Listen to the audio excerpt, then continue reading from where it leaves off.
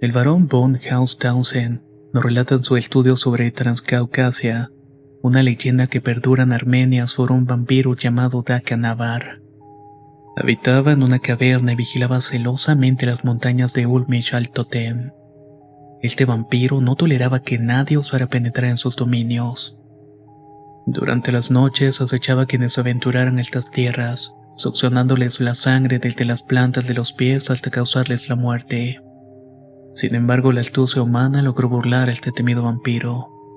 Dos hombres ingeniosos decidieron contar los valles durante el día, y cuando cayó la noche se acostaron a dormir de manera peculiar.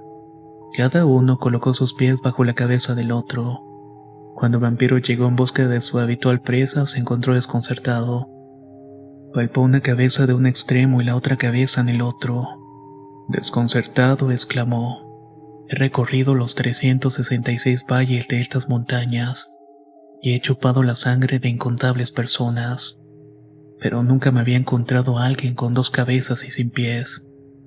Asustado por lo que interpretó como un ser desconocido y temible, Dakanavar huyó y nunca más se le vio en la región. A partir de entonces la gente supo con certeza que las montañas de Ulmich al Totem tenían un total de 366 valles.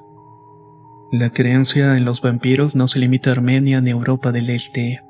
En Estados Unidos, incluso en tiempos relativamente recientes, la superstición sobre estos seres no se desconocía. Un artículo del Correo de Norwich de 1854 relata un incidente en Hewett, Connecticut. 8 años antes, Horace Ray y Guilford habían muerto de tisis, una enfermedad que logró cobrar la vida de sus dos hijos adultos. Cuando un tercer hijo comenzó a mostrar los mismos síntomas en 1854, la familia, temiendo que los muertos estuvieran alimentándose de los vivos, decidió exhumar y quemar los cuerpos de los dos hermanos fallecidos. Esta extraña superstición sostenía que mientras los cadáveres permanecían en la tumba sin descomponerse, los miembros vivos de la familia seguirían sufriendo proporcionando sustancia para los muertos. El 8 de junio de 1854, esos cuerpos fueron desenterrados y quemados en el cementerio, con la esperanza de salvar al miembro sobreviviente de la familia. El Dr. Dyer, un médico respetado de Chicago, también informó en 1875 sobre un caso familiar. Una mujer que había muerto de tisis fue desenterrada y se quemaron sus pulmones, bajo la creencia de que su espíritu estaba arrastrando la tumba a otros miembros de la familia. En 1874, en Plaisdale, Rhode Island, William Rose desenterró el cuerpo de su propia hija. Quemó su corazón convencido de que estaba robando la vitalidad de otros miembros de la familia. Incluso en China el vampirismo no es un concepto extraño. Las medidas tradicionales para eliminar la peste incluyen la quema de cadáveres o la apertura del ataúd para permitir que el aire entre y acelere la descomposición. Se cree que esto previene las actividades de los vampiros. Otra práctica consiste en vigilar los ataúdes sospechosos hasta que el cadáver salga de ellos, y luego esparcen arroz, guisantes rojos y trozos de hierro a su alrededor. El vampiro al regresar no podrá pasar por encima de estos objetos, lo que permitirá a los vigilantes atraparlo fácilmente. Estas historias, aunque de lugares y culturas distintas, revelan una constante en la humanidad: el miedo a lo desconocido, la lucha por protegerse de aquello que no pueden entender completamente. En la provincia de Jiangsu, en el distrito de Zhuangzhou, vivía Liu Nene, un hombre erudito respetado por su conocimiento literario, aunque solo ostentaba el grado más bajo de su carrera académica. Durante la festividad de Kim Kming, un tiempo dedicado a honrar a sus ancestros, Liu tomó un breve permiso para regresar a su hogar y cumplir con un ritual de barrer las tumbas de su familia. Después de realizar este solemne deber, regresó a su residencia y se dirigió con su esposa. «Mañana debo partir nuevamente. Prepara algo de comida temprano para mi viaje». Con una sonrisa ella sintió y al amanecer se levantó con diligencia. Su aldea, situada en una colina, daba un tranquilo arroyo. Aún dormía mientras ella se dirigía al agua para lavar el arroz y recoger algunas verduras frescas del huerto. Todo estaba listo para al despuntar el día. Liu no se había levantado. Intrigada, su esposa entró en la habitación para despertarlo. Llamó su nombre suavemente y luego con más fuerza, pero el silencio le respondió. Desesperada corrió las cortinas que rodeaban la cama solamente para encontrarse con una escena aterradora. El cuerpo de su esposo yacía en la cama decapitado, pero sin una sola gota de sangre. El horror la invadió y sus gritos pronto trajeron a los vecinos, quienes no tardaron en llegar. En medio del caos, las sospechas comenzaron a surgir. Podría ser que la mujer hubiera cometido adulterio y en un arrebato de pasión hizo esto al marido. Con esta duda, los aldeanos informaron al magistrado, quien prontamente ordenó que el cuerpo fuera sellado en ataúd y la esposa encadenada fuera llevada a prisión para ser interrogada. Los meses pasaron sin que se pronunciara una sentencia, y la sombra de la culpa caía cada vez más sobre esta mujer. Un día, un vecino que había subido a la colina en búsqueda de leña notó algo extraño. Una tumba descuidada con la tapa del ataúd apenas levantada. Era un ataúd robusto y sólido con la tapa mal ajustada y despertó su sospecha. Al alertar a los demás, decidieron levantar la tapa. Lo que encontraron los dejó sin aliento. Dentro del ataúd había un cadáver, pero no uno común y corriente. La figura estaba cubierta de un pelo blanco, pero lo más impactante era lo que estaba sosteniendo sus brazos. La cabeza de Liu, el graduado desaparecido. A pesar de su estado macabro, los rasgos de la cabeza eran inconfundibles. El hallazgo fue inmediatamente reportado al magistrado, quien ordenó que se intentara separar la cabeza del monstruo. Sin embargo, los brazos del cadáver la sujetaban con una fuerza sobrehumana, tanto que ni varios hombres juntos lograron separarlos. Ante la obstinación, el magistrado ordenó que cortaran los brazos de la criatura. Al hacerlo, un torrente de sangre fresca brotó de las heridas, revelando la vitalidad demoníaca de aquel ser. Mientras tanto, la cabeza de Liu permanecía completamente desangrada, chupada hasta la última gota por este espectro vampírico. Finalmente, por orden judicial, el cadáver del monstruo fue quemado y con él el terror que había asolado el pueblo. La esposa de Liu, absuelta de toda sospecha, fue liberada de la prisión, pero el recuerdo de esa noche espantosa permanecería grabado para siempre en la memoria de los habitantes de Wuqian. No obstante, existe el vampiro vivo, distinto y separado de las especies muertas. En Epiro y Tesalia existe la creencia en los vampiros vivos que abandonan sus moradas de pastores por las noches y deambulan. Estos muerden y desgarran a los hombres y animales y chupan la sangre. En Moldavia y en Valaquia los Murons son hombres reales y vivos que se convierten en perros por la noche, con la columna vertebral alargada para formar una especie de cola. Estos vagan por las aldeas y su principal deleite es matar ganado. En algunos países prevalece la creencia de que el alma de un hombre vivo, a menudo de un hechicero, deja su cuerpo dormido y sale, tal vez en forma visible de paja o pelusa de plumón. Se desliza por los ojos de las cerraduras y ataca a sus víctimas dormidas. Si el que duerme se despierta a tiempo para abrazar esta diminuta encarnación del alma, a través de ella puede vengarse maltratando o destruyendo a su dueño corporal. El siguiente relato es aportado por la Occult Review en julio de 1910. Los detalles se dan exactamente como los escribí en forma abreviada del dictado del narrador. Mi informante es un conocido médico en el West End de Londres, el cual ha tenido varios nombramientos oficiales en los trópicos, y recibí su seguridad de que los incidentes registrados ocurrieron exactamente como lo describe. Se desconoce si el indio al que se hace referencia todavía está vivo o no, pero ciertamente los otros dos principales en el momento de escribir este artículo sí lo están. Hace algunos años, un pequeño número de funcionarios ingleses estaban apostando en un pequeño lugar en los trópicos. Sus residencias estaban a un cuarto de milla el uno del otro. 3 de los bungalows se encontraban en sus propios complejos y en elevaciones separadas. De repente, uno de estos funcionarios cayó enfermo, pero el médico del distrito no pudo rastrear la causa de la enfermedad. El funcionario en cuestión hizo varias solicitudes a la casa colonial para que lo transfirieran a otra estación, diciendo que sentía que iba a morir si permanecía allí. Al principio la solicitud fue rechazada, pero el hombre empeoró y cayó en una condición mental deprimente. Finalmente volvió a escribir diciendo que si no se le concedía la solicitud de traslado, se vería obligado a renunciar a su nombramiento. Un asunto grave para él, ya que no tenía los medios privados. Entonces se concedió la solicitud y fue trasladado y recuperó la salud. Unos 18 meses después, otro funcionario tuvo un leve ataque de fiebre, del cual se recuperó por completo.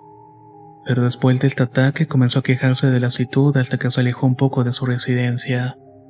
En el momento en que regresó a esta distancia, dijo que sintió como si le hubieran echado una manta húmeda sobre él, y nada podía sacarlo de la depresión que lo estaba embargando. Él también cayó en un mal estado de salud y a petición suya fue trasladado a otra estación. Poco después de este traslado, la esposa del médico del distrito que vivía en la misma zona comenzó a tener problemas de salud. Se deprimió terriblemente, aparentemente sin causa alguna. Anteriormente había sido una mujer alegre y atractiva, la cual disfrutaba de juegos y deportes al aire libre de todo tipo. Pero ahora ella se sentía sumamente deprimida y miserable. Por fin, una noche alrededor de las 12 se despertó chillando. Su esposo se apresuró a entrar en su habitación y ella dijo que se había despertado con una sensación de depresión tremenda. Mencionó que había visto una criatura que viajaba por la cornisa de la habitación. Solo podía describirlo como algo parecido a algo entre una araña gigantesca y una enorme medusa. Su esposo se le atribuyó un ataque de pesadilla, pero fue perturbado de la misma manera la noche siguiente. Su esposa le dijo que había estado despierta durante un cuarto de hora, pero que no había tenido fuerzas para llamarlo antes. La encontró en un estado de colapso, pulso excesivamente bajo, temperaturas 3 grados por debajo de lo normal, pálida y con un sudor frío. Le preparó un trago que tuvo el efecto de hacerla dormir. Por la mañana dijo que debía salir de la estación e irse a la casa, ya que de detenerse ahí significaría su muerte. Pensando en desviar su atención, su esposo la llevó a un viaje de placer y se alegró de ver que ella había recuperado por completo su antigua expresión alegre. Esto duró hasta que regresaron a su casa en Rickshaw junto al de su marido. Su rostro cambió totalmente y su semblante sombrío se recuperó. Ahí fue cuando dijo: "No es horrible, he estado tan bien y feliz toda la semana, y ahora siento como si me hubieran arrojado un féretro". Las cosas empeoraron y ella se deprimió más que nunca, y solamente pasaron unas pocas noches antes de que volviera a llamar a su marido a su cama alrededor de la medianoche. Encontró a su esposa en un estado de considerable debilidad, aunque no tan aguda como en la ocasión anterior. Ella le dijo: "Quiero que me examines la nuca y los hombros con mucho cuidado. Mira si hay alguna marca en la piel de cualquier tipo". Su esposo lo hizo, pero no pudo encontrar ninguna marca. "Ahora", dijo su esposa, "puedo decirte cuál es el problema. Soñé que estaba en una casa donde vivía cuando era pequeña.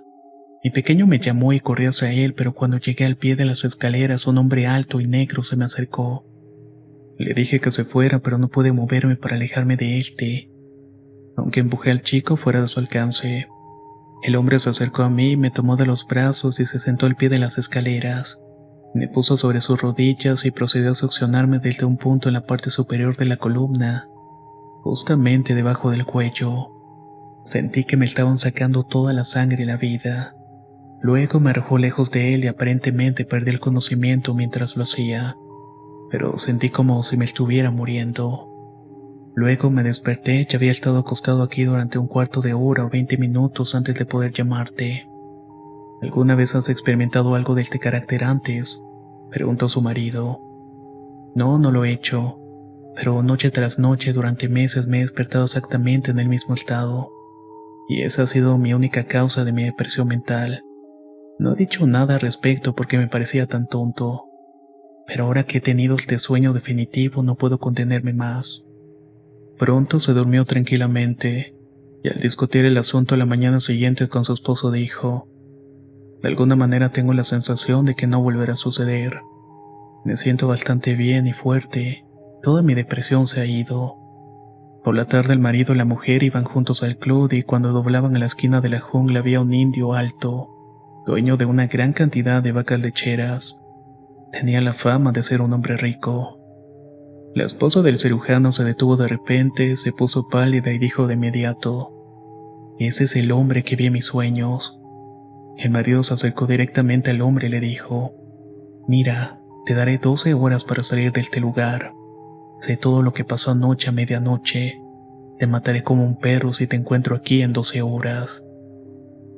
El indio desapareció esa misma noche, llevándose solo algunos objetos de valor y un poco de dinero suelto. Dejó atrás el dinero que estaba depositado en el banco, así como la totalidad de su propiedad, sus 40 cabezas de ganado valoradas en $80 cada una. Estas fueron incautadas y después de 5 años no se supo nada de este. Desde su partida nadie se ha quejado de depresión, tampoco de lasitud en aquella zona. Este es un caso romántico de proyección del doble 1889 y sucedió en Jutlahuaca, en el estado de Oaxaca. Durante mucho tiempo amé con pasión a la mujer que luego se convirtió en mi esposa. A principios de 1890, a través de esos desafortunados desencuentros que ocasionalmente surgen entre padre e hijos, los de mi amada deseaban acabar con nuestro amor mutuo. Nos separaron llevándola a la montaña. Pero esto solamente aumentó nuestro amor por las dificultades y nuestro deseo de vernos. Pasaron varios meses desde nuestra separación, y aunque la distancia entre nosotros no era grande, había que tener en cuenta la vigilancia con la cual estaba rodeada, ya que era un obstáculo mayor que las dificultades del camino. Una noche, cuando me sentí como siempre muy triste y lúgubre, me vino el pensamiento de decirle a mi sirvienta: Janet, si alguna mañana entras a mi habitación y no me encuentres, no me busques. Toma las llaves y abre la tienda. Si al mediodía no he llegado, puedes buscarme en la montaña. Ah, señor, respondió ella, nunca me pondría a sus órdenes. Si lo que me dice no se refiere a personas a las que amo y respeto, porque con ello nunca logrará su objetivo. Sabía que tenía razón y pensé que lo mejor que podía hacer era irme a dormir y tratar de calmar mi imaginación. Ella también se retiró muy angustiada, implorando a todos los santos, a esos a los cuales rezaba. Quería que evitaran cualquier incidente desafortunado que pudiera poner en peligro la vida de 3 personas: mi prometida, su padre y la mía. Al día siguiente me desperté con el mismo proyecto en la cabeza, pero antes de llevarlo a cabo quise informar a mi prometida el día y la hora que esperaba hablar con ella. Ella me respondió mostrándome la temeridad de mi proyecto y ofreciéndose a hacer todo lo posible para superar los obstáculos que le impedía volver a vivir en el pueblo. Lo que esperaba hacer en unos días se cumplió como había predicho. Yo contaba sin embargo con la sagacidad y el ardor juvenil para realizar mi proyecto antes de que mi prometida pudiera volver. Un día, cuando mi mente se estaba entregando todo tipo de fantasías, pensé que sería bastante fácil eludir la vigilancia de todos los que estaban alrededor de la prometida, y los cuales se oponían a nuestro encuentro. Cuando llegó la noche, continué pensando en mi proyecto y resolví acostarme y tratar de dormir un poco. Pasé la noche muy perturbada, despertando con frecuencia, y cuando el día comenzaba a despuntar, la sirviente vino a mi habitación para darme los buenos días y pedirme las llaves de la tienda.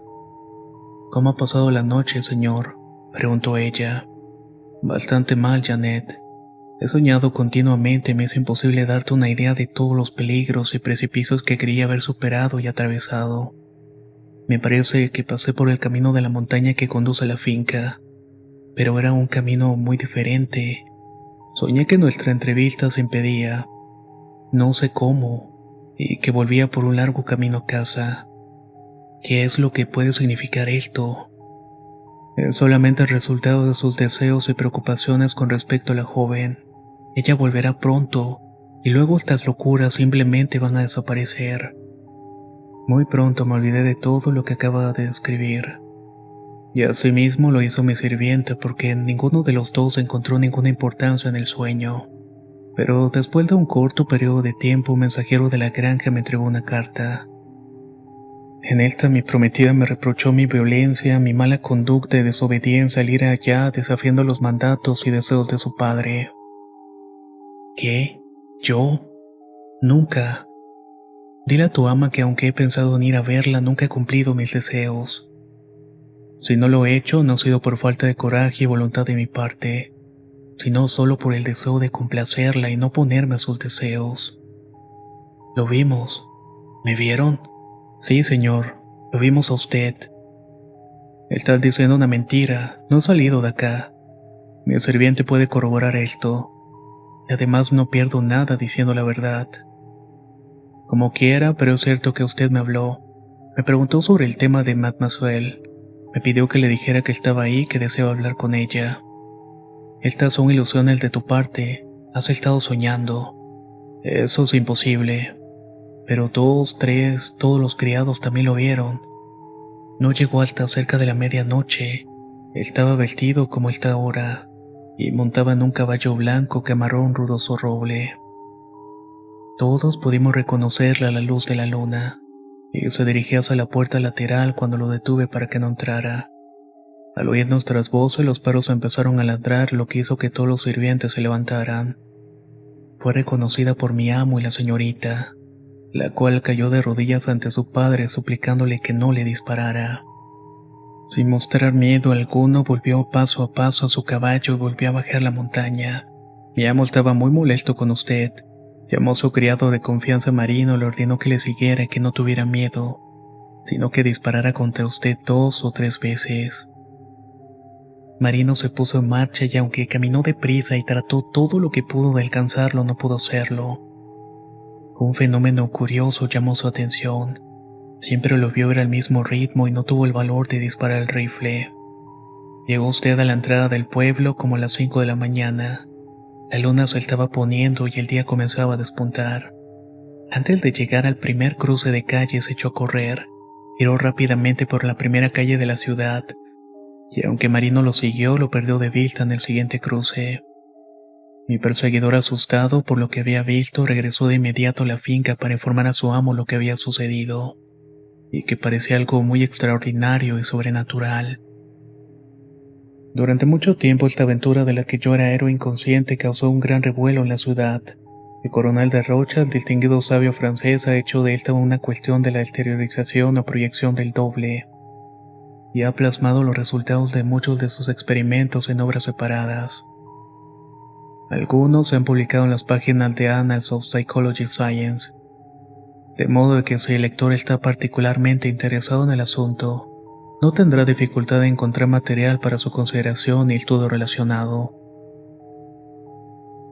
La siguiente explicación teórica dada al final del informe de una serie de estos experimentos se reimprime en The Annals en julio-septiembre de 1910.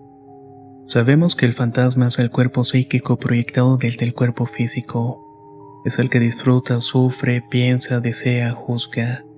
El que percibe todas las sensaciones.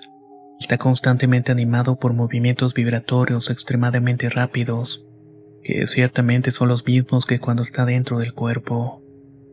Admitido este principio, entendemos que cuando anima el cuerpo, sus movimientos vibratorios no se proyectan al exterior, y que no ejerce ninguna acción apreciable sobre estos organismos de su vecindad. Pero cuando está fuera del cuerpo, sus movimientos se exteriorizan fácilmente. Entonces el fantasma y otra persona vibrando al unísono representan dos instrumentos de cuerda que suenan al mismo tiempo cuando solo se toca uno. Si puedo obtener esta transmisión a grandes distancias, podemos explicar este fenómeno extraño e inesperado por la teoría de la telegrafía o la telefonía inalámbrica.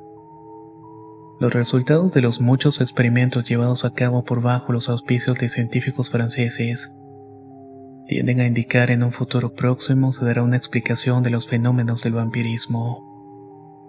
Y les recuerdo que esto es de 1910. ¿Qué tanto han avanzado las cosas respecto a los vampiros? Déjenos saber su opinión en los comentarios. Muchas gracias por habernos seguido en esta sección de relatos sobre vampiros.